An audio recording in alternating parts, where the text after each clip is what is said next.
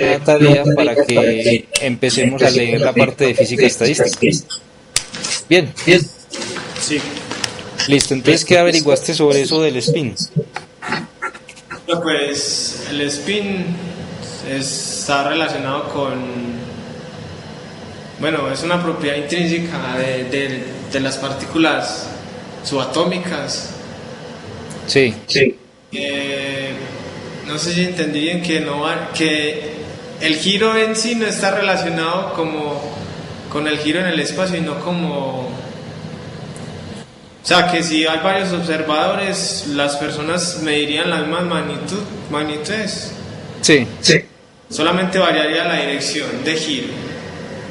sí. Entonces, esa cosa del spin se asocia con una... Estás diciendo que es una propiedad intrínseca de cada partícula, ¿cierto? Sí. Bien. Y en la mayoría de la literatura lo asocian con qué cantidad conocida, Con el momentum angular. con el momentum angular. Se dice que el spin es como un momentum angular, ¿cierto? Sí. ¿Y qué investigaste más de esa parte? Eh, ¿Cómo es que es? Ah, pues hablaron también de dos partículas cuánticas, les puedo decir, no sé. Sí, partículas elementales. ¿Cuáles partículas? Bosones y fermiones. Fermiones, exacto. ¿A qué Que se...? nos obedecen como una distribución, la de Einstein-Bose Exacto. y la otra es de Fermat. Fermi-Dirac. Fermi. Exacto. Eso, esa parte de asociar el spin de las partículas con la distribución estadística que pueden seguir, la vamos a estudiar en las próximas dos reuniones, porque esa es la parte que da, digamos, información del comportamiento estadístico de las partículas. Entonces el spin también juega un papel importante en ese ámbito pues de la física estadística, y es ahí donde viene digamos que la diferencia entre partículas que se llaman bosones y fermiones, y que tiene que ver con el valor de su spin, ¿cierto? Sí. Bien, entonces se habla también de que el spin es un momento angular, y se crea la imagen de que el spin de las partículas es como si las partículas estuvieran girando Sí, sobre un eje. ajá. Bueno, esa digamos que es una idea, digamos, pictórica de lo que es el spin, pero es una imagen errónea, ¿sí? Sí. Porque igual esa propiedad intrínseca de las partículas que le llamamos spin cumple con todas las propiedades que tiene un momento angular, ¿cierto? Pero nosotros no podemos decir que el spin, digamos que la naturaleza del spin deviene de que las partículas estén rotando. Pues esa es una idea equivocada.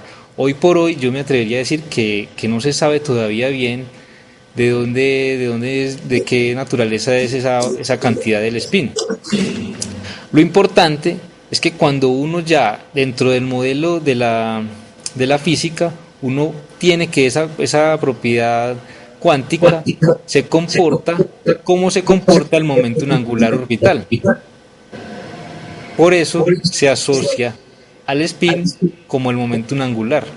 Pero la idea de que el spin corresponde a una rotación de la partícula sobre su eje es una idea totalmente errónea. Bien, es una idea, es una imagen, pero a mí me parece que es una imagen que hace un poco de daño porque no corresponde a lo que sabemos de eso. En realidad no sabemos que el spin corresponda a una partícula que esté girando sobre su propio eje. Sabemos que esa variable, esa cantidad de spin, obedece las mismas reglas que obedece el momento angular, pero no por eso podemos decir que las partículas están rotando. Bien, Sí. entonces lo importante es reconocer esas dos cosas, que el spin se asocia con el momento angular porque cumple con todas sus propiedades. Es decir, nosotros conocemos todas las propiedades del momento angular orbital, y el spin también obedece esas mismas propiedades. Por eso se asocia el spin con el momento angular, pero no obedece a una rotación de las partículas. ¿Está claro eso? Sí. Bien, entonces el spin va a entrar a jugar un papel importante a la hora de definir entonces la función de onda, porque ya no solo le vamos a asociar al electrón, por ejemplo en este caso, una energía, un momento angular orbital, sino que también le vamos a asociar una parte que corresponda a la propiedad del spin. Entonces nosotros vamos a tener que complementar la función de onda total con metiéndole una componente que dé información acerca del spin. ¿Cuánto vale el spin del electrón? Sí, lo vi.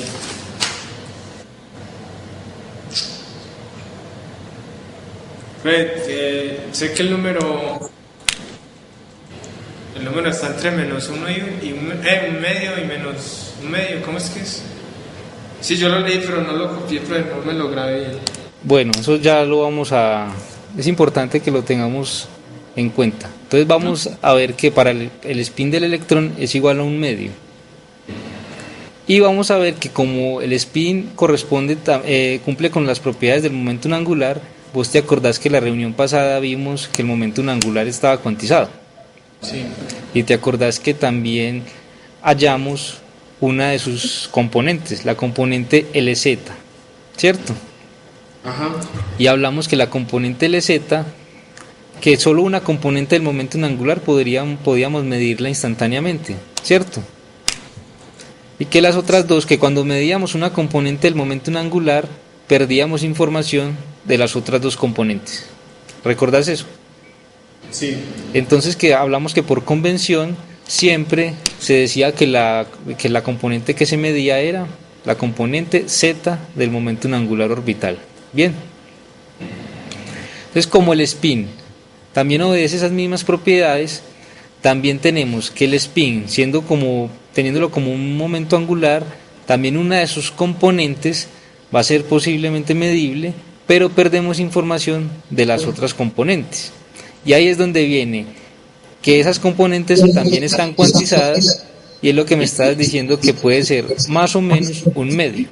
Bien, pero ya te voy a explicar eso un poco más claro. Entonces la idea es que vamos a introducir una cantidad física nueva y que solo está interpretada en la mecánica cuántica. Mira que antes nosotros estábamos hablando de la energía, del momentum lineal, de la posición, y todo eso lo habíamos visto en los otros cursos de física. En los otros cursos de física en mecánica vos hablabas de energía, también hablabas de momentum lineal, pero solo en mecánica cuántica hablamos de la variable spin.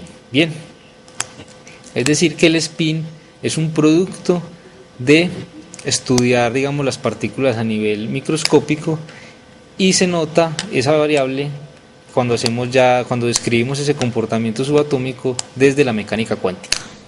Bien, entonces vamos a ver algunas cositas y vamos a terminar hoy con algunas propiedades sobre los operadores, para entonces dentro de 8 días empezar con la parte de estadística, y ya te voy a dar una introducción a lo que es esa parte del spin, que también va a jugar un papel importante, como te decía antes, en la distribución estadística cuando tengamos ya un conjunto grande de partículas. Acuérdate que el objetivo es llegar a describir sólidos, y ya los sólidos tenemos un conjunto de partículas bastante grande que ya no podemos, tratarlos como una sola partícula a cada una, porque tenemos un montón de partículas ahí, un número muy grande. Entonces ya tenemos que hacer un tratamiento estadístico de las propiedades de esas partículas, y es a partir de ahí que nos vamos a tener que preocupar cuál es el spin de esas partículas que tenemos ahí, y a partir de esa información sabemos qué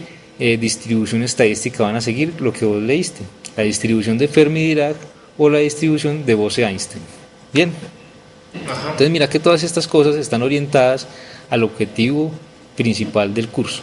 Nosotros estamos aprendiendo una nueva teoría que describe los fenómenos cuánticos, los fenómenos que se dan de orden atómico, para llegar a describir la física del estado sólido y entender sobre todo las aplicaciones que tiene esto en la ingeniería. Bien, entonces vamos un momento a hablar un poquito de esa parte del spin y a terminar la parte de la mecánica cuántica.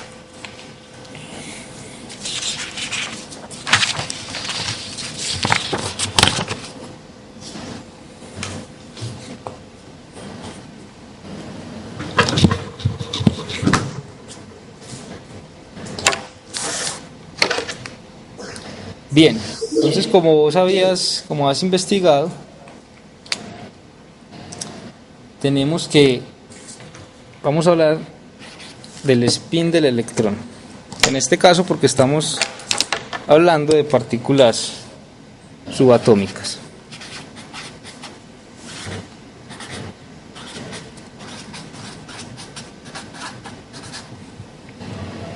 El spin del electrón. Entonces nosotros vamos a denotar el spin del electrón o de cualquier partícula con la letra S. Y en general va a ser también un operador. El spin también va a ser un operador.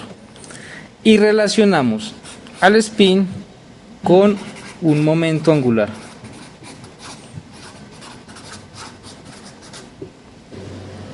Bien, entonces, ¿qué nos dicen los experimentos? Que esa variable spin se comporta como si tuviera la partícula un momentum angular intrínseco.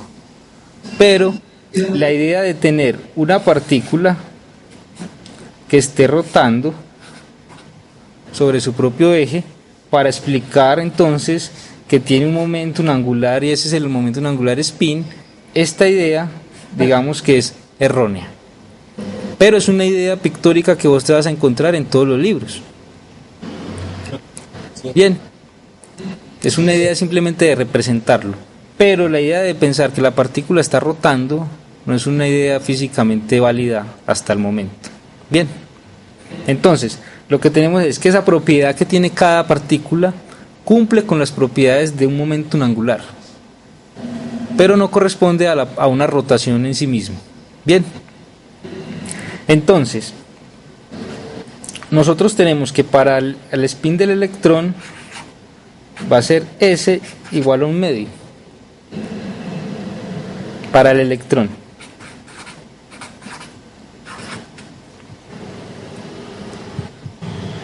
Y este spin también va a tener algunas componentes como las tiene el momentum angular. ¿Te acordás que la reunión pasada teníamos el momentum angular y él tenía varias componentes a lo largo del eje Z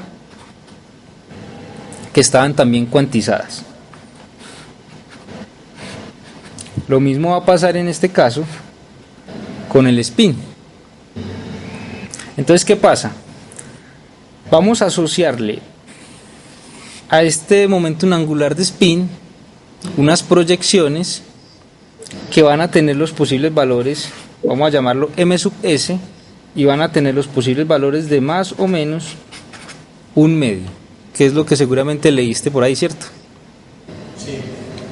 Bien, pero mira que entonces estamos hablando de que el spin es un operador. Entonces, ¿sobre qué función actúa el spin?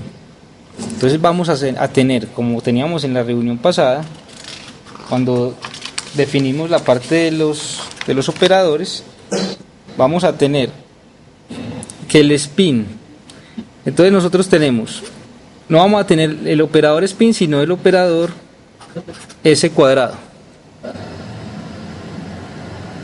Este S cuadrado lo definimos como S sub X al cuadrado más S sub Y al cuadrado más S sub Z al cuadrado.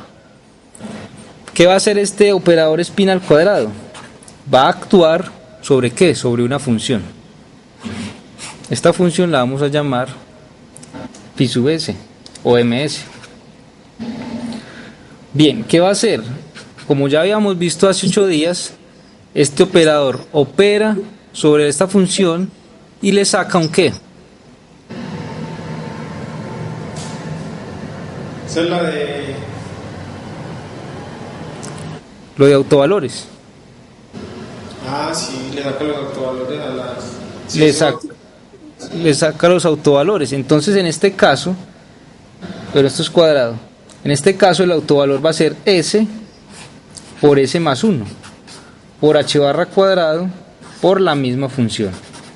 Entonces, si vos te acordás que el operador momento angular L cuadrado también cumplía con esta misma álgebra, es decir, ya no para esta misma función sino para otra, Y nosotros teníamos que esto era igual a L por L más 1 por H barra cuadrado por la misma función.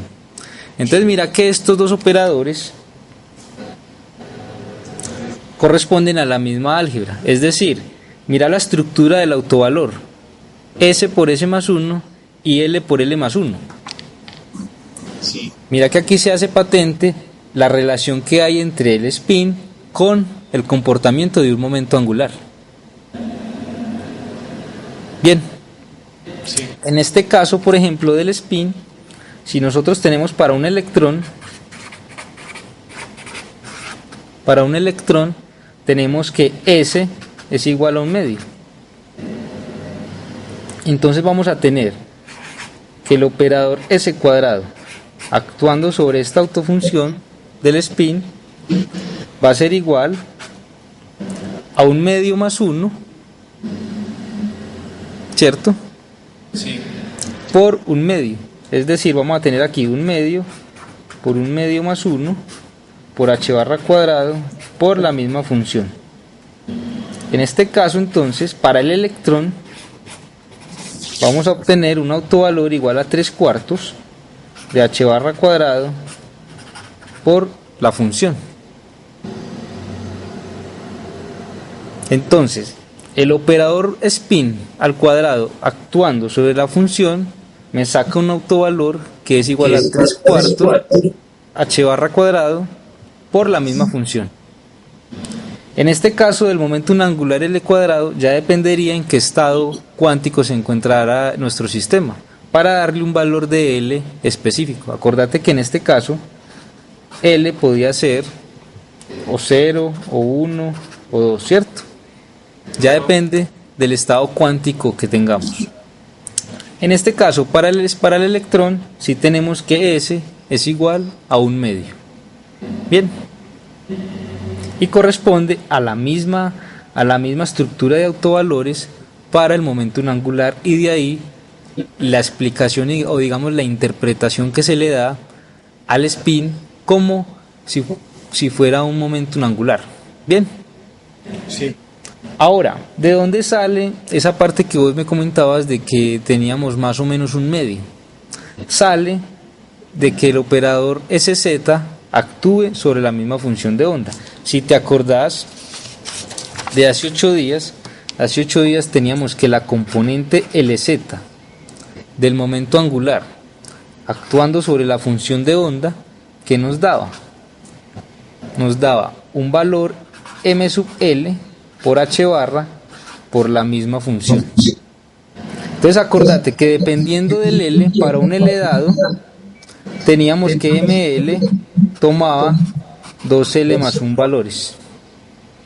Y al final de la sesión pasada hicimos un ejemplo para varios L's, para L igual 1 y para L igual 2, y vimos cuántas componentes LZ aparecían ahí cuantizadas, ¿cierto? ¿Te acordás del dibujito? Sí. Bien, lo mismo va a ocurrir con el spin. ¿Qué pasa con el spin? También tiene una componente S sub Z que va a operar ahora sobre esta función. Entonces, ¿qué esperas que pase? Que pase lo mismo que pasó con el momentum angular. ¿Cómo? Que pase lo mismo que pasó con el momentum angular. Lo mismo que pasó acá arriba. Sí. La misma estructura del autovalor. Sí, la estructura sí. Exacto, pero acá ya no va a ser M sub L relacionado con el momentum angular orbital, sino que va a ser un M sub S relacionado con el spin. Este autovalor por el H barra por la misma función. Ahora, ¿qué pasa? Para el electrón, ¿qué? Va XMS, ¿no? Ah, esta sí, perdón, tenés toda la razón. Estamos actuando sobre la función que describe el spin. Muy bien. Entonces, para el electrón tenemos que MS puede tomar solo dos valores, más o menos un medio. Para el electrón, solamente estos dos valores. Mira que a diferencia del M sub L, que tiene 2L más un valores, el MS solo puede tomar 2, un medio o menos un medio. ¿Cómo se interpreta esto? Digamos, de una manera pictórica, es pensar como se piensa el spin como una partícula que está rotando en su propio eje.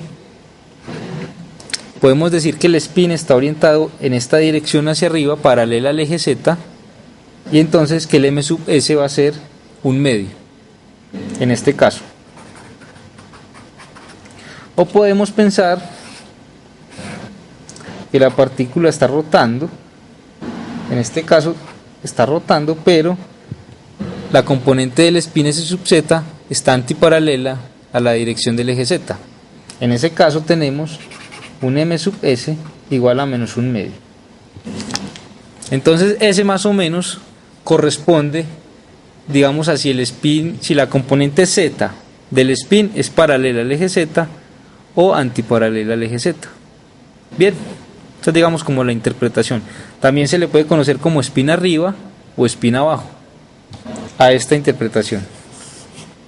Tenemos un medio, entonces hablamos de spin arriba, y menos un medio hablamos de spin abajo. ¿Bien? Sí. Bueno, entonces todas las partículas tienen un spin dado, y es ahí donde viene digamos, la caracterización de las partículas que tienen cierto valor del spin y las que tienen otro. Entonces, lo que vos me estabas comentando, de acuerdo a lo que leíste, que tenemos que partículas, no solo electrones, sino cualquier partícula fundamental con spin, o sea, con ese semientero, es decir, semientero quiere decir un medio, 3 medios, 5 medios, partículas que tengan spin semientero, las llamamos fermiones.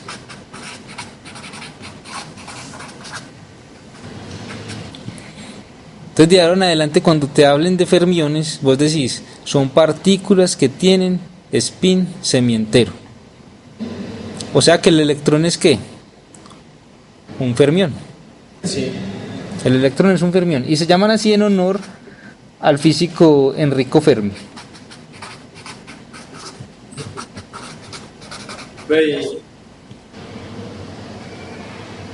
Sí. Entonces, por ejemplo, según leí, el del fotón es H barra. No, el spin del fotón es 1. Es igual a 1. Entonces el fotón no es un fermión. Y es ahí donde viene la otra definición. Tenemos partículas con spin entero, es decir, que pueden ser 1, 2 y así. A esas partículas, ¿cómo las llamamos? Bosones. Pues a esas partículas se les llaman bosones en honor a otro físico de apellido Bose. Pues esas son, de ahí se vienen todas las partículas. Exacto. Pues, en cuanto al spin, una división realizada en cuanto al spin. Bien. Sí. Solamente en cuanto al spin, vos las diferencias. Si tienen spin semientero, a esas partículas las llamas fermiones, y si tienen spin entero las llamas bosones. Porque ya hay otras propiedades de las partículas que entonces viene otra caracterización, hay unas que se llaman leptones, otra cosa así. Pero de acuerdo al spin hay esta diferencia. Bien. Y esto es importante porque a partir de esta diferencia en el valor del spin, la estadística para estudiar un conjunto de partículas que sean fermiones o bosones es distinta. Y eso es lo que vamos a ver en las próximas reuniones. Por eso es importante introducir este concepto del spin. Porque a partir de cómo sea el spin de ese conjunto de partículas, vos vas a tratarlos estadísticamente diferente. Bien. Muy bien. Entonces, a partir de acá, vamos a empezar a hacer ciertas diferencias en estos dos tipos de partículas, bosones y fermiones. Primero que todo, vamos a enunciar un principio fundamental a nivel cuántico, que es el principio de exclusión de Pauli. ¿Lo habías escuchado, lo habías leído ahí en la investigación? Sí. Pues algo.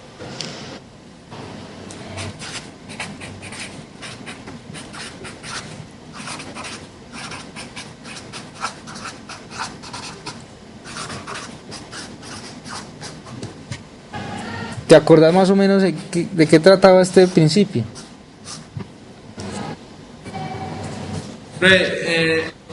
Pues que no lo leí muy bien en este tema, lo estaba leyendo, creo que en otro libro, pero no lo cogí muy bien.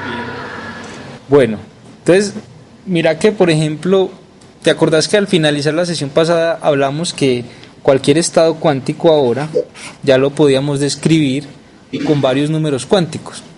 Que era el n, que me da información de qué, de la energía, ¿cierto? Tenemos el L, que me da información de qué,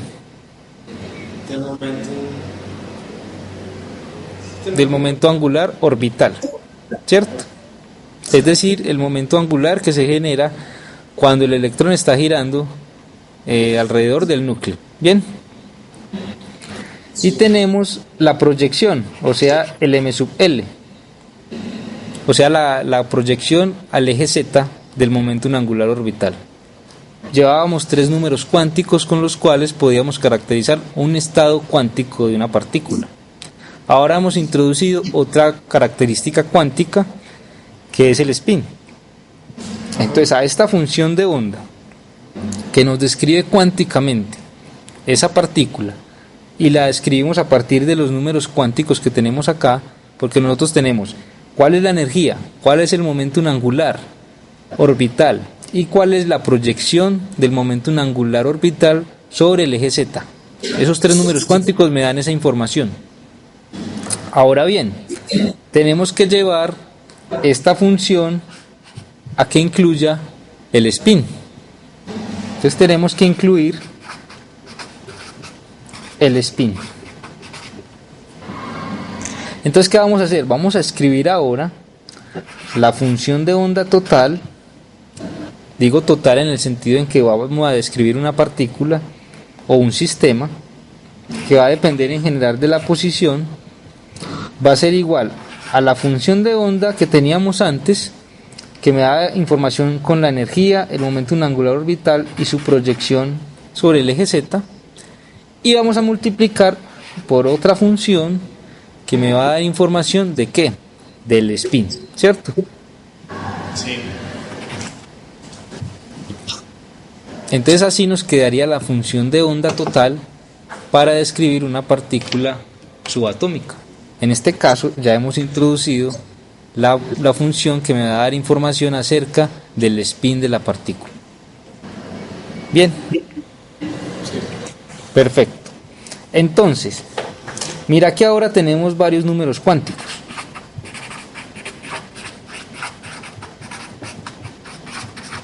Tenemos n, el momento angular, su proyección y la proyección del spin sobre el eje z. Si es un electrón, ya sabemos que m sub s es igual a más o menos un medio, pero si es otra partícula, la proyección va a ser distinta. Pero entonces, ¿qué pasa? Nosotros tenemos, digamos que un electrón está en un estado descrito por estos números cuánticos, ¿sí? ¿Qué nos dice el principio de exclusión de Pauli? Nos dice lo siguiente: un electrón, o digamos 2 electrones, no pueden tener estos mismos números cuánticos. Es decir, vos tenés un sistema de partículas que sean todos electrones. Aquí hay un electrón, aquí hay otro y aquí hay otro. Y vos querés describir cada electrón con una función de onda, ¿cierto?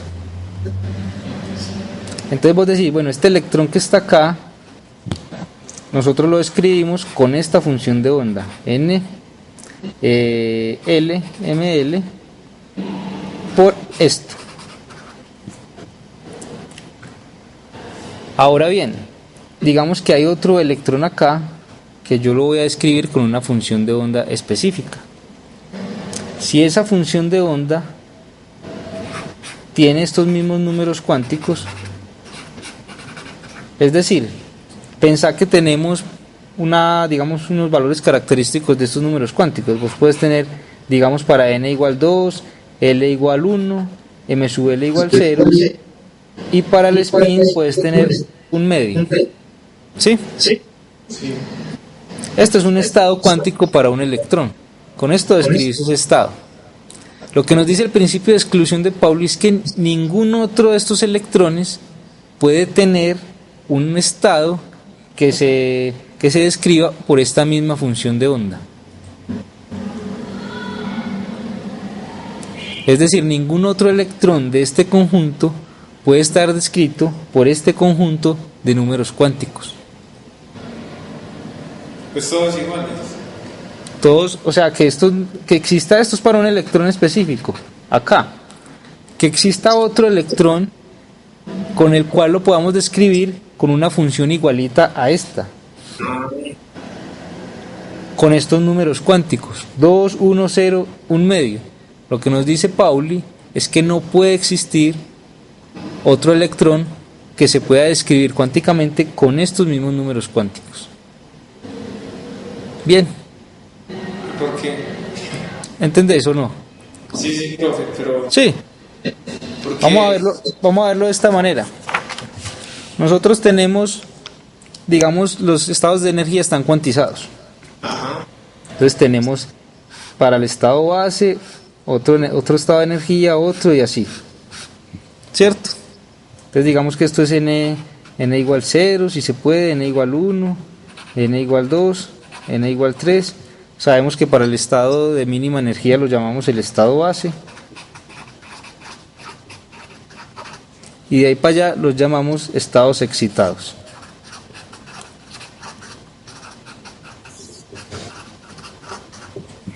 Entonces digamos que tenemos un sistema conformado de 2 electrones, por ejemplo. Bien, 2 electrones. Entonces, para este estado de energía que tenemos acá, también tenemos asociados unos L's, un M sub L y un M sub S. Y para este otro nivel de energía tenemos un L', un ML' y un M sub S'. Otros 3 números cuánticos, ¿cierto? Sí. Entonces lo que dice Pauli es, yo tengo 2 electrones. Esos 2 electrones se pueden distribuir en estos niveles de energía. ¿Cierto? Sí. Ahora lo que él me dice es que los 2 electrones no pueden tener los mismos números cuánticos, es decir, los 2 electrones no pueden estar en el mismo nivel de energía. Es decir, acá por ejemplo, si yo pongo el electrón acá y estos 2 electrones, y si tengo estos números cuánticos igualitos, este estado no puede permitir que estos 2 electrones estén ahí. ¿Por qué? Porque tienen los mismos números cuánticos. Ahora, si yo pongo este electrón, lo pongo acá, este estado o esta configuración del sistema sí es permitida. ¿Por qué? Porque no tienen ahora los mismos números cuánticos. Mira que aquí tenés para n igual 0 y aquí para n igual 1. Entonces ya los diferencia el n. Sí. El estado cuántico es distinto. Entonces esta configuración de un electrón acá y otro electrón abajo es posible. Pero la que estos dos tengan los mismos números cuánticos es imposible según el principio de exclusión de Pauli. Entonces, 2 electrones pueden estar aquí en este mismo nivel de energía. Sí, solo si acá en este nivel de energía tenemos que n es igual a 0. Entonces tenemos n igual a 0, podríamos tener un valor para L, para M sub L, y sabemos que para M sub S hay 2 valores, más o menos un medio. Entonces mira que los 2 electrones que están acá en este mismo nivel de energía tienen el mismo número cuántico n, el mismo L, el mismo M sub L, pero para que puedan vivir acá en este mismo nivel de energía, obligatoriamente el M sub S debe ser distinto para los 2. Es decir, que uno debe tener un medio y el otro debe tener menos un medio. Y así, mira, ¿cómo? Solo pueden haber 2 electrones en cada nivel. Pues más. No, hay niveles de energía que aceptan muchas más partículas dependiendo pues del sistema, ¿cierto? Pero lo que tienes que tener claro es que no pueden haber dos electrones allí o más que tengan los mismos números cuánticos. Es decir, mira que sí pueden estar en el mismo nivel de energía, Sí. solo que deben tener por lo menos un número cuántico diferente.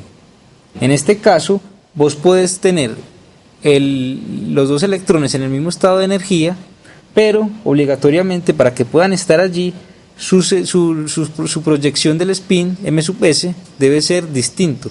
Es decir, que uno debe tener más un medio y el otro menos un medio.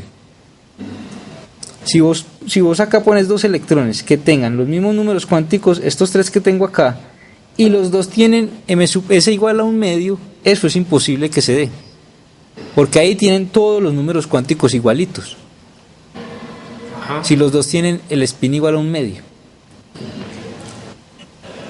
Sí. Pero si todos estos números cuánticos son igualitos, para que puedan existir acá en este nivel de energía los dos, entonces el spin debe ser distinto para cada uno, más y menos un medio. Sí. Ahora, para los otros niveles, si yo pongo acá uno y acá el otro, ya no tengo problemas, porque aquí tengo un estado de energía n igual 2 y por aquí digamos que es n igual 4. Ya de por sí tienen un número cuántico diferente, que es el n. Desde que tengan un número cuántico diferente, van a poder estar ahí en el mismo nivel o en distintos niveles como tal.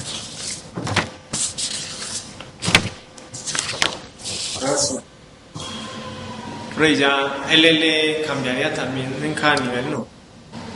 Posiblemente, aunque también podrían tener el mismo L, Ah, sí. ¿cierto? Lo importante es que si vos sabés que están en diferente estado de energía, ya el número cuántico n para los dos es distinto. O sea que ya esa configuración sí se puede dar, porque por lo menos la energía, el número cuántico relacionado con la energía es distinto. Y desde que tengas un número cuántico diferente, ya esa configuración de los dos electrones se puede dar. Pero lo que nos dice el principio de exclusión de Pauli es que los mismos números cuánticos no los puede tener dos electrones. Es decir, digamos que en palabras, dos electrones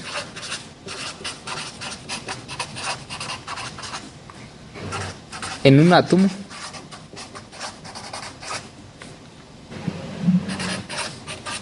no pueden tener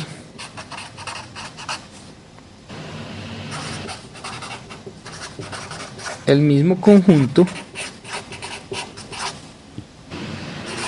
de números cuánticos.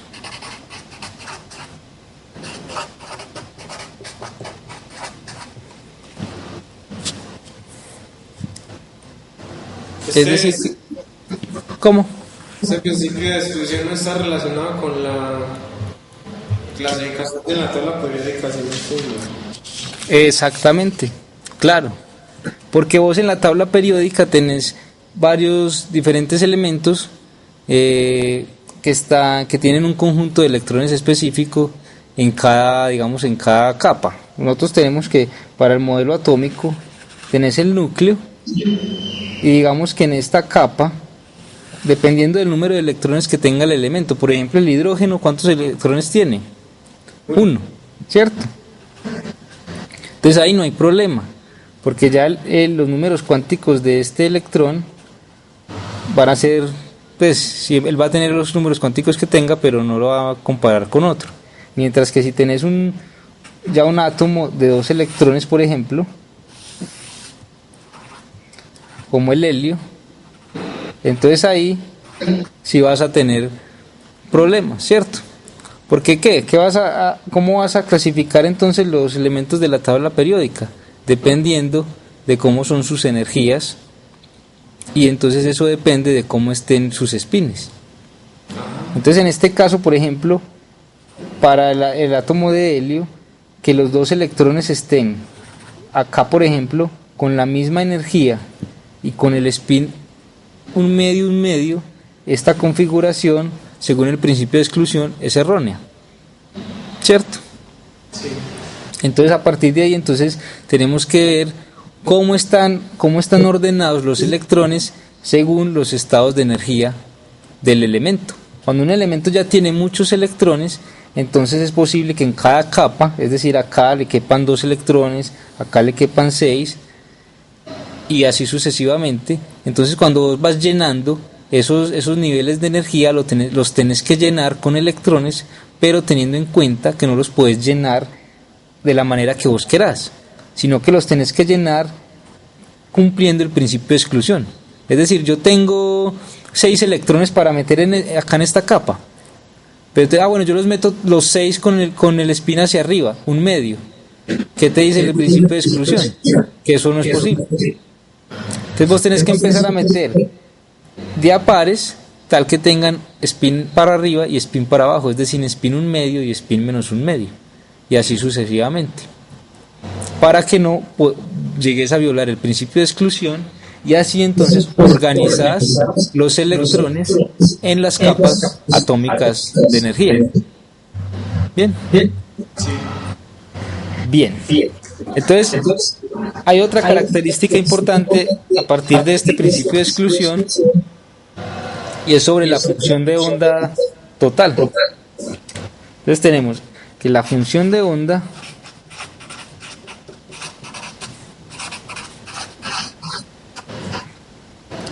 total, vamos a llamarla pi, que depende de la posición, la función de onda total de un sistema debe ser antisimétrica.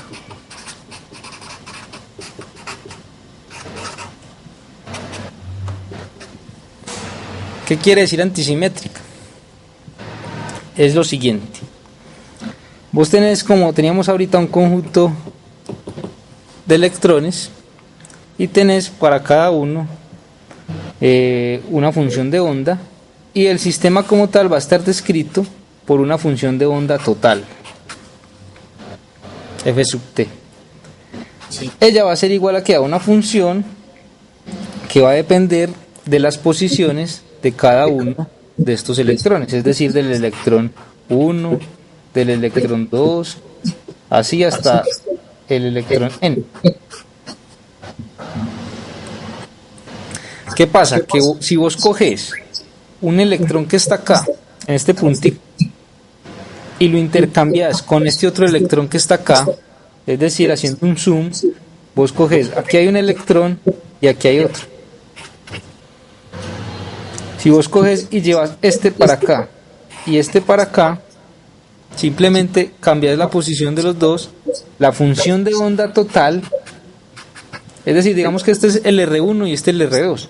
Entonces mira que si vos haces ese intercambio, la función de onda total siempre te saca un menos, y la función te va a quedar entonces como, digamos que vas a intercambiar las posiciones desde el electrón R2 y el R1, entonces te queda R2, R1 hasta Rn. Esto es lo que quiere decir que la función de onda total sea antisimétrica, que vos intercambies las posiciones de dos electrones, no te va a dar la misma función total. ¿Qué va a pasar? Al intercambiar la posición de dos electrones, te va a salir siempre un menos antecediendo a la función que te queda. Eso quiere decir que la función de onda total de un sistema siempre va a ser antisimétrica, y es una consecuencia, no lo vamos a demostrar acá, pero es una consecuencia del principio de exclusión de Pauli. Bien, entonces esto es muy importante, función de onda antisimétrica, y entender bien qué es lo que se entiende por antisimétrica. ¿Queda claro eso? Sí. Simplemente permutar las posiciones de dos electrones, y eso te va a sacar un menos que antecede a la función que te va a quedar después de haber permutado dos electrones. Bien. Perfecto. Entonces, ¿cómo nos queda la función de onda total? Nos va a quedar entonces, para que sea antisimétrica, entonces vamos a tener una función n sub LML, la que teníamos antes, por esta otra función. Entonces vos sabes que una función impar puede ser escrita como el producto de una función par por una impar. Entonces en este caso podríamos tener dos configuraciones, que esta función sea una función par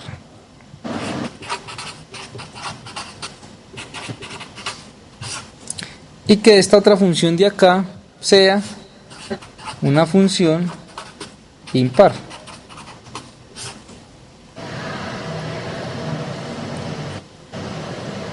Perdón, una función par no, una función simétrica.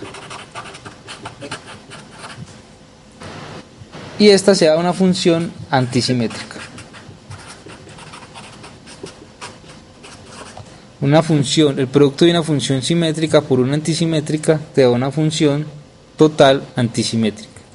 Y lo mismo puede ocurrir al contrario, que esta función que tenemos acá, que tiene que ver con los números cuánticos NL y M sub L, es decir, con la energía, el momento angular orbital y su proyección en el eje Z, sea una función antisimétrica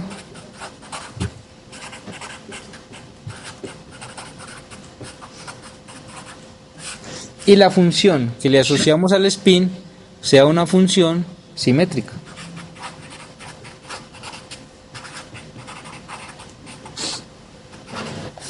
Lo importante es que tenemos que garantizar que la función total sea una función antisimétrica. Eso es lo más importante y lo que tenemos que garantizar allí en esa función de onda total. Bien, entonces digamos que esa es una introducción a lo que es la idea del spin y cómo va cambiando la función de onda que traíamos, porque ya tenemos que tener en cuenta la contribución del spin y de dónde vamos a sacar su información. Más adelante, cuando ya empecemos con la parte de la estadística, profundizamos la idea entonces del spin y cuál es la diferencia entonces cuando tenemos fermiones y bosones, que ya sabemos que fermiones corresponden a partículas que tienen spin semientero y bosones corresponden a partículas que tienen spin entero. Bien, perfecto. Entonces vamos a terminar, Juan Fernando, con unas pequeñas definiciones que nos quedaron pendientes de la parte de operadores en mecánica cuántica. Y vamos a hablar de la propiedad que tienen los operadores al conmutar. ¿Qué queremos decir cuando un operador conmuta con otro? Entonces vamos a volver a la idea de operadores y vamos a hablar de la conmutación.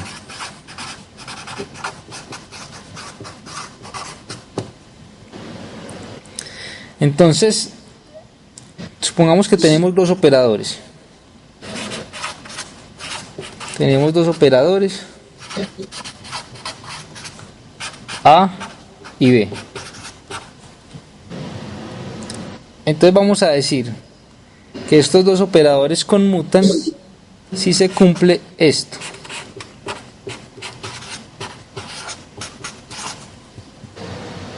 Si esto se cumple, entonces A y B conmutan. ¿Qué quiere decir esto? ¿Cuál es la definición de esto? Esto simplemente se lee como el conmutador de A y B y es igual al operador A por el operador B menos el operador B por el operador A. Esto, por supuesto, siempre actúa sobre una función. Recordad que los operadores actúan sobre funciones. Bien.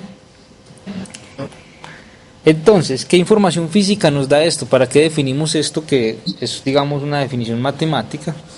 Pero lo importante es que si dos operadores conmutan, podemos decir que a los dos les corresponde las mismas funciones de onda. Entonces, si esto se cumple, si el conmutador de A y B es igual a 0, entonces A y B tienen las mismas autofunciones.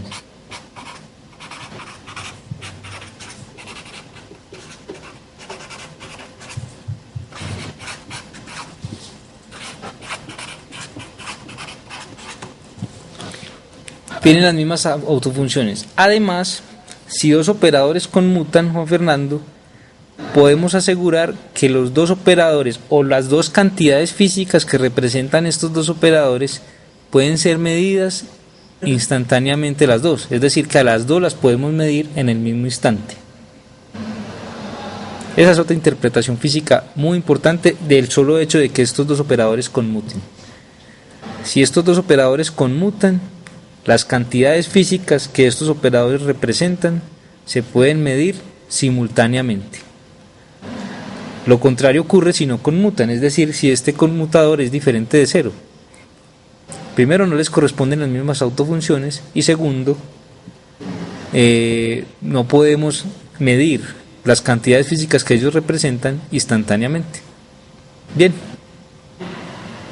Sí. Entonces, por ejemplo, vamos a hacer un ejemplo de ese tipo de comportamiento. Digamos que tenemos el operador posición.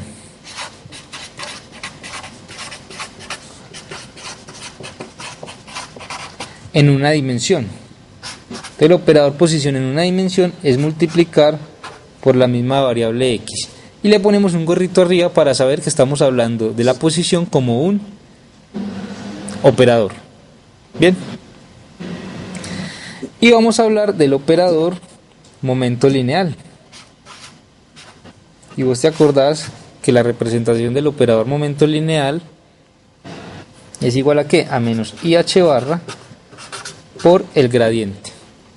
Pero como vamos a trabajar en una dimensión, entonces sería menos IH barra derivada respecto a X. Bien. Sí. Entonces vamos a ver cuánto nos da el conmutador entre X y el momento lineal en este caso. ¿Cuánto nos da? Entonces la idea es partir cuando te pidan hallar si dos operadores conmutan. Entonces vos partir de la definición de la conmutación.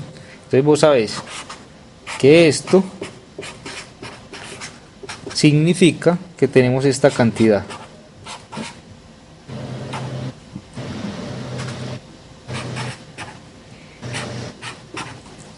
Sí, partiendo de la definición que pusimos ahora de la conmutación, que el conmutador de A y B es igual a AB menos BA.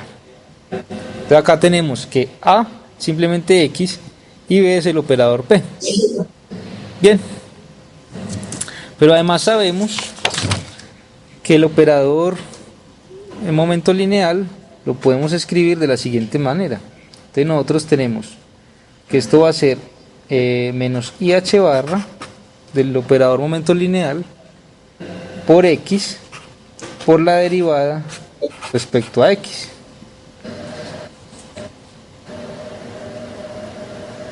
Menos, pero en este caso sería menos por menos, este menos por este menos, me quedaría más IH barra, quedaría la derivada respecto a X por X. Entonces mucho cuidado, Juan Fernando, acá, que no es la derivada de X, sino que este de X es un operador. Entonces, como vos sabes que esto tiene que actuar sobre una función, entonces primero actúa este sobre la función y luego este la deriva. Entonces, para hallar la conmutación de estos dos, tenemos que poner una función hipotética para poder que estos operadores actúen sobre esa función. Entonces, ¿qué nos queda? Esto nos queda igual. Saquemos factor común menos IH barra y nos va a quedar lo siguiente. Nos va a quedar X derivada respecto a X menos la derivada respecto a X por el operador X.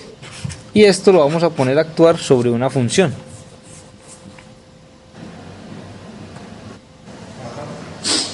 Bien. Sí. Muy bien. Entonces, ¿qué nos queda? Nos queda que este operador que está acá va a actuar sobre esta función, y este operador que está acá va a actuar sobre esta función. Es decir, esto nos queda de la siguiente manera. Nos va a quedar que la conmutación va a ser igual a menos IH barra, que multiplica a este operador por esta función, es decir, x por la derivada de x aplicada sobre la función, menos la derivada respecto a x aplicado sobre este operador x multiplicado por la función. ¿Y qué me da el operador posición actuando sobre la función? Simplemente me la multiplica por la variable x, es decir, esto queda x por la función. Esto acá es de mucho cuidado, Juan Fernando, porque de pronto acá te queda de x y vos decís, no, eso es 1, ¿cierto? Porque de x es 1. Pero acá tenés mucho cuidado porque estamos hablando acá de operadores, y simplemente es que este opera sobre una función, y luego, después de que este opera sobre esta función, este operador, que es el operador derivada, viene y deriva lo que quedó. ¿Sí? Sí. Entonces, ¿cómo nos queda esto? Entonces, tenemos que simplemente menos IH barra x por la derivada de la función de x menos esto. Pero esto es ¿qué? La derivada de un producto. Porque este ya actuó sobre este y la multiplica por la variable x. Y ya le toca actuar al operador que deriva respecto a x. Entonces, si este va a derivar respecto a x, tiene que hacer la derivada respecto a un producto. Y ahí sí, entonces tenemos que es el primero por la derivada del segundo, más, pero con este menos queda más por menos, menos, el segundo por la derivada del primero, y ahí sí me va a quedar de x de x. Sí. ¿Que va a ser qué? De x es 1, ¿cierto? Ajá. Y mira que aquí tengo estos dos valores que son idénticos y se están restando. Sí, sí, sí. Entonces estos dos van a dar 0. ¿Y qué me va a quedar? Me va a quedar que el conmutador del operador x con el operador momento lineal es igual a ¿qué? A menos IH barra, estos dos se restan, este vale 1, entonces esto es multiplicado por menos la función. Es decir, que el operador va a ser igual a menos por menos da más, queda IH barra.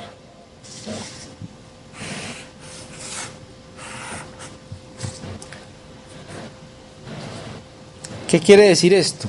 Mira que la conmutación entre esos dos es ¿qué? Diferente de 0. Entonces, cuando este conmutador da diferente de 0, podemos decir que no es posible medir simultáneamente esta cantidad física y esta otra cantidad física. Ajá. Y mira que eso tiene mucho sentido de acuerdo al principio de incertidumbre. ¿Qué nos dice el principio de incertidumbre respecto a estas dos variables? Que uno, pues que si se tiene información sobre una de esas dos, se pierde.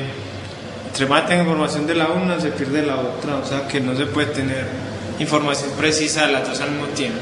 Exacto. Entonces mira que a partir del hecho de que estos dos operadores no conmuten, o sea que no sea igual a 0, nosotros decimos las cantidades físicas que representan estos operadores, que son el momentum lineal y la posición, no se pueden medir simultáneamente. Ajá. Y eso está de acuerdo con lo que me acabaste de decir del principio de incertidumbre. Si esto nos hubiera dado igual a 0, nos hubiéramos tenido que preocupar, porque según la interpretación tendríamos que decir, bueno, podemos medir simultáneamente momentum y posición. Y bueno, ¿y el principio de incertidumbre qué?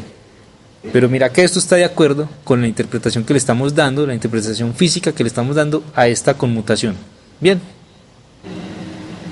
Sí. Bueno, esa es, digamos, la parte importante de la interpretación que le damos a los conmutadores. Bien, Entonces ya tenemos otro tipo de conmutadores. Podemos hallar que, digamos que el conmutador entre las componentes del momento angular, entre ellas mismas, se puede hallar que es, por ejemplo, IH barra LZ, lo cual también tiene mucho sentido de acuerdo al principio de incertidumbre. No podemos medir simultáneamente estas dos, ¿cierto? Porque ya medimos LZ. Si medimos LZ, estas dos no las podemos medir, ya perdemos información, digamos, precisa de la medida de estas dos. Lo mismo ocurre con las demás componentes, digamos LX conmutando con LZ. Eso me da menos IH barra LY. Y la otra sería entonces LY conmutando con LZ. Y esto me daría IH barra LX.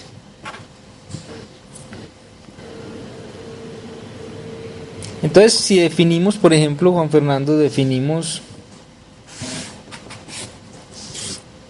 L cuadrado, el operador L cuadrado, como LX al cuadrado más LY al cuadrado más LZ al cuadrado, y vamos a ver qué pasa con el conmutador entre L cuadrado y una de las componentes, por ejemplo con LX. ¿Cuánto da L cuadrado con LX? ¿Cuánto dará eso? Entonces eso lo podemos hacer. Vamos a hacerlo como ejemplo. Entonces, ¿qué nos queda? ¿Cómo operamos con esto? Tenemos L cuadrado con LX. ¿Pero qué es L cuadrado? L cuadrado es LX cuadrado más LY cuadrado más LZ cuadrado, y esto va a conmutar con LX. Bien, simplemente estamos reemplazando lo que es L cuadrado. Entonces, ¿qué nos queda? Nos queda simplemente esto en la conmutación, digamos que se puede distribuir con la suma. ¿Qué quiere decir esto? Que esto es igual a LX al cuadrado conmutado con LX más LY al cuadrado conmutado con LX más LZ cuadrado conmutado con LX. Con la suma se distribuye. Bien. Sí. Y aquí vamos a utilizar una propiedad de los operadores. Y es decir que si vos tenés la conmutación de A cuadrado con B, esto va a ser igual a al conmutador A que multiplica A conmutado con B más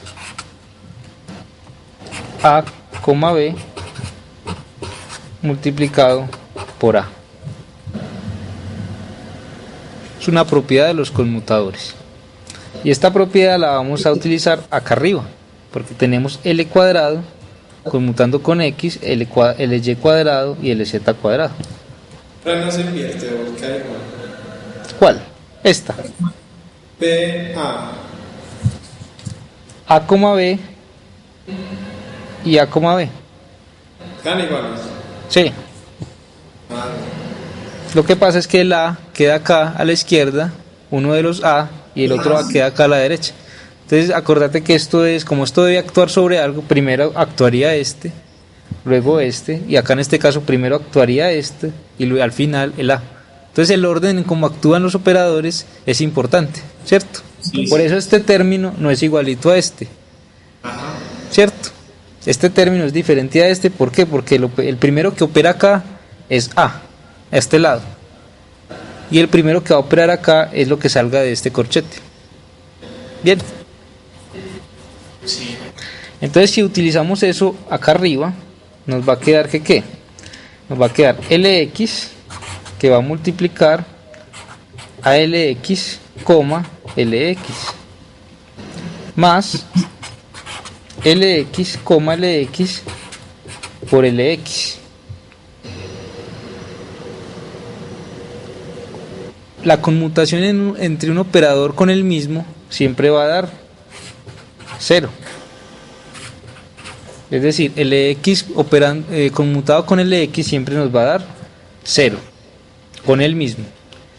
Y nos queda la suma, nos queda acá entonces LY actuando con LY LX más LY LX actuando con LY acá a este lado.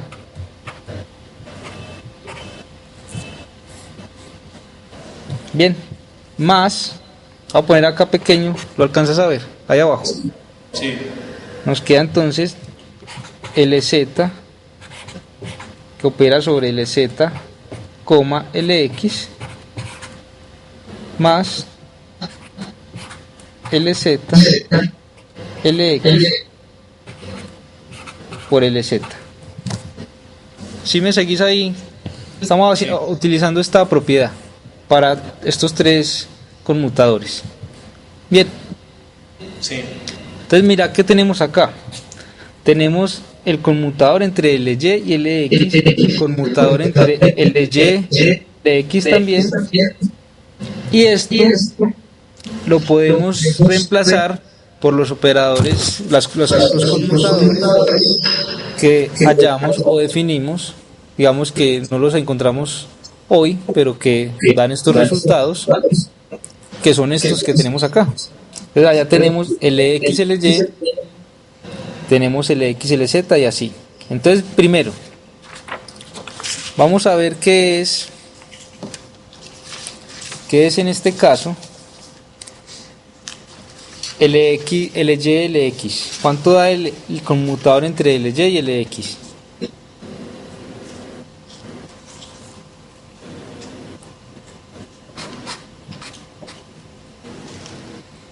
Entonces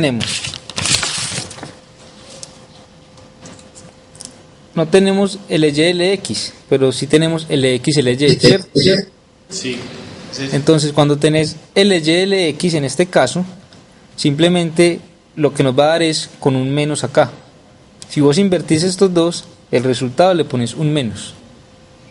Entonces tenés LX, LY igual a IH barra LZ. Y si te preguntan por LY, LX, simplemente le pones un menos al resultado que tenías. Sí. Bien, entonces acá el primero que tenemos es un LY, LX, que va a ser entonces LY actuando por menos IH barra LZ más tenemos otro conmutador que es LY, LX y va a ser entonces lo mismo, menos IH barra LZ y aquí por este LY acá a este lado. ¿Sí la estás viendo? Sí. Mira, estamos reemplazando lo que es LY, LX y el resultado lo multiplicamos por este operador. Eso nos queda acá. Sí. Y mira que el operador LY que viene acá a la derecha queda acá. Sí, ese orden lo tenés que respetar. Ajá. ¿Listo? Lo mismo ocurre con LZ, LX. ¿Cuánto nos da LZ, LX?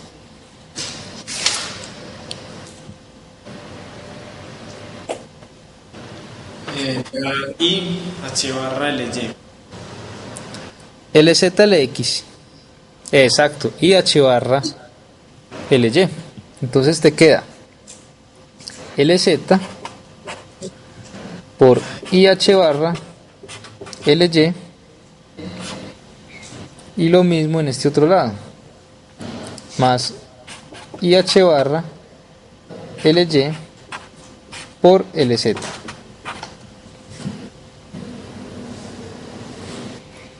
Bien, entonces ¿qué tenés acá? Vamos a sacar factor común acá arriba menos IH barra. Entonces te queda menos IH barra que multiplica a LY por LZ más LZ, LY. Y en el otro resultado sacamos factor común IH barra, o sea, IH barra que multiplica a LZ, LY más LY, LZ.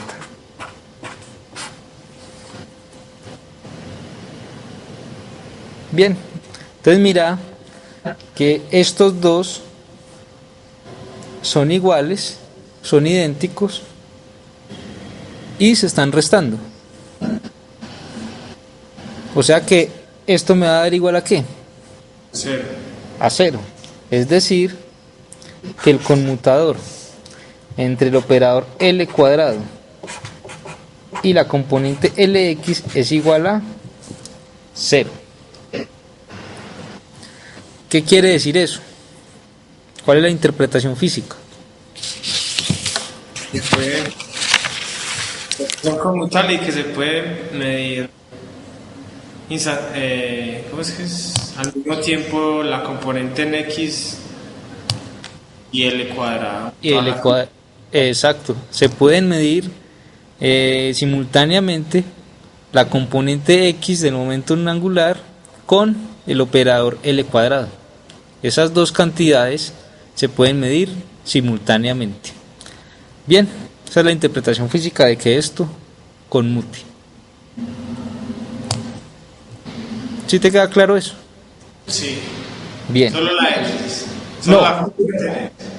No, entonces tenés, acordate que en este caso vos podrías hacer el conmutador con LY y con LZ y te va a dar 0.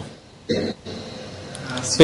Pero ahí te está diciendo que puedes medir simultáneamente L cuadrado y al mismo tiempo una de las componentes de L, pero no todas. Sí.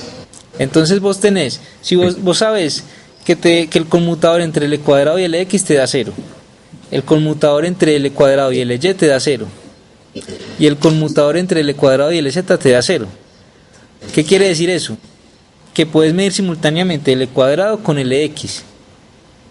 Solamente esas dos. Las otras dos componentes, Ly y Lz, quedarían, perderíamos información sobre ellas, ¿cierto? Sí. Ahora, si yo hallo el conmutador entre L cuadrado y Lz, me da 0. Quiere decir que puedo medir simultáneamente L cuadrado y Lz, pero pierdo información sobre Ly y Lx. ¿Sí? Sí. O sea que solo esto conmuta, pero solo con una de las componentes. Solo con una de las componentes de L. Bien. Sí. Bueno. Ya para terminar, te voy a ilustrar un poquito sobre lo que vimos la vez pasada de hermiticidad. Porque quedó una definición ahí, pero yo creo que de pronto para que aterricemos esa definición en un caso específico. Entonces tenemos, por ejemplo, en este caso debemos hallar o digamos encontrar si el operador momentum lineal es hermítico.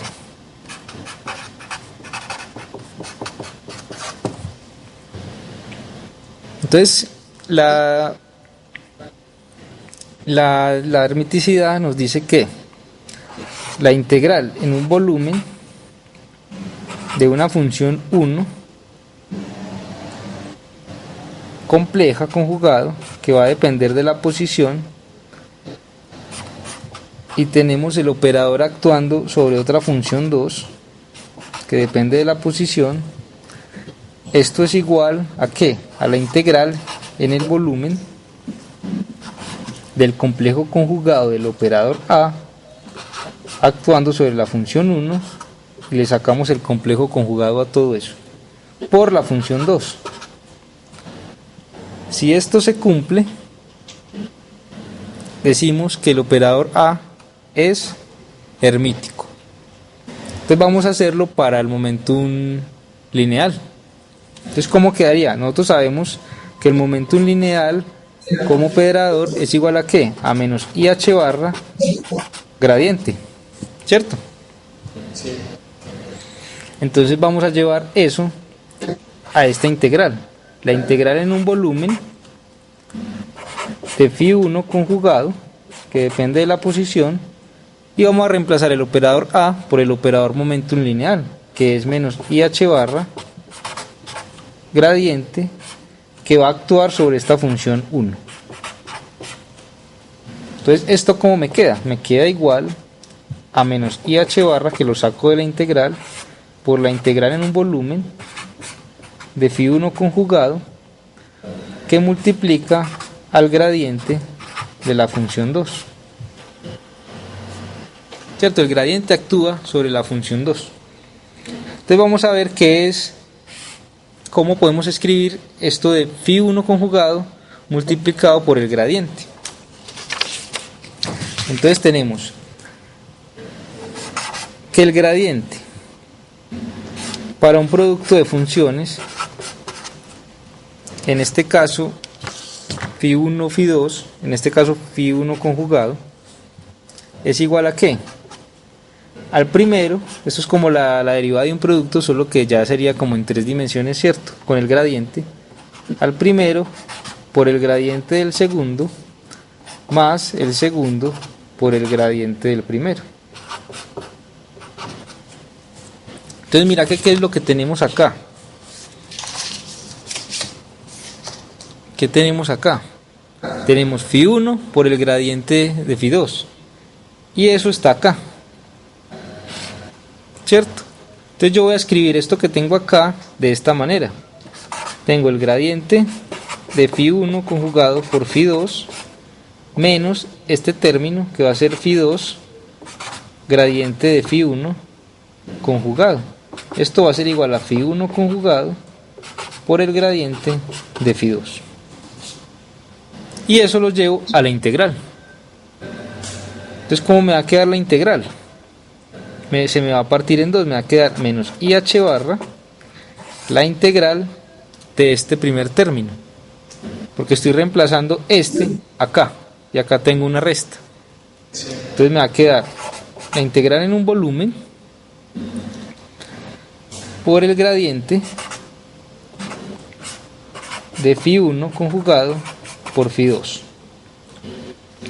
menos, pero menos con el menos de afuera del IH barra nos da más IH barra la integral en un volumen de este término phi2 por el gradiente de phi1 conjugado.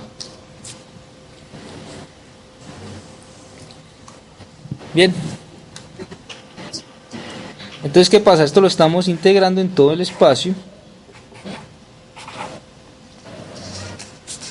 y si vos te das cuenta, esto es como una integración de una derivada.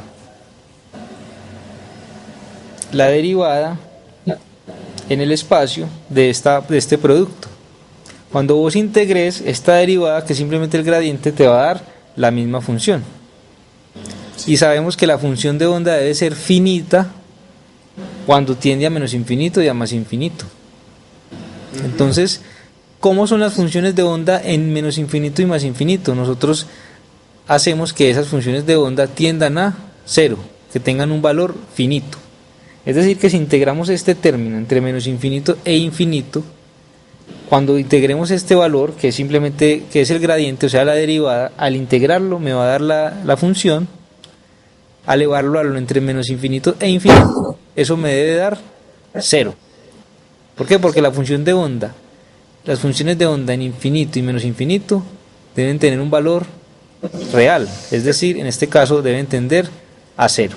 Entonces este término nos va a dar cero, y nos va a quedar entonces que esa integral que teníamos nos va a dar IH barra la integral en un volumen. Yo puedo tomar este término que tengo acá y escribirlo acá, gradiente de phi1 conjugado que multiplica a phi2. Y lo que voy a hacer entonces ahora es escribir esto de otra manera. Voy a escribir esto como la igualdad de la integral en un volumen de IH barra gradiente por Φ1 conjugado y esto por Φ2. Nada más metí el IH barra acá, ¿cierto? Sí. Bien, ahora yo escribo esto de esta manera. Le pongo un menos al imaginario, me queda por Φ y a todo le saco el complejo conjugado. Esto de acá es igualito a esto. Porque ¿cuál es el complejo conjugado de este término? Más I. ¿Y cuál es el complejo conjugado de la función? Pues Φ complejo conjugado. O sea que este término y este son lo mismo. Bien. Y esto me queda por la función 2. Entonces mira que esto va a ser igual a la integral en un volumen del operador P actuando sobre la función, digamos en este caso 1, conjugado por la función 2. Entonces este operador, el operador momentum lineal, cumple con la condición de que sea hermítico. Mira que la condición para que un operador sea hermítico, ¿dónde es que la teníamos antes? Esta. Mira acá, Juan Fernando, es que la integral de del operador actuando acá sobre esta función sea igual a la integral del operador actuando sobre la función que antecede al operador acá, complejo conjugado por la otra. Y mira que para el momento lineal se nos cumple. Sí. Se nos cumple esa igualdad. ¿Qué quiere decir esto? Entonces, el operador momento lineal es hermítico.